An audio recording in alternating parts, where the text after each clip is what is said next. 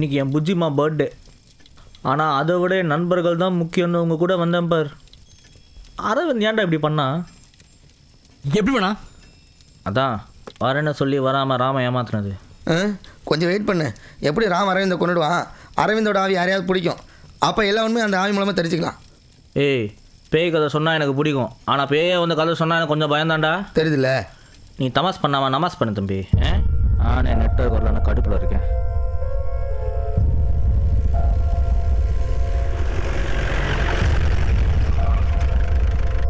கிருஷ்ணா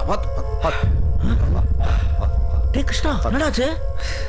ஏப்பா கதவை திறந்து போட்டு இங்கே வந்து உட்காந்துருக்கீங்க. கதை திறந்துருக்கா? நாங்கள் திறந்துருக்கலையே. நாய் நரி உள்ள வந்துருப்பா.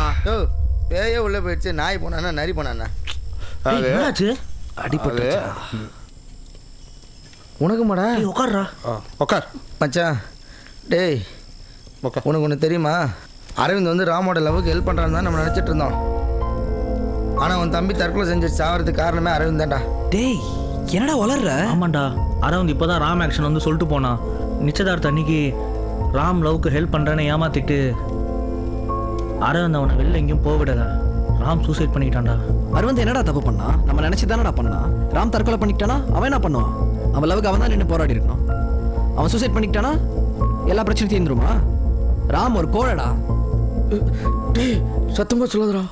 அட என்னப்பா நீங்க பேய் ஃப்ரெண்டுக்கெல்லாம் போய் பயந்துக்கிட்டு வரதை வந்துட்டேன்ல. No fear. வென்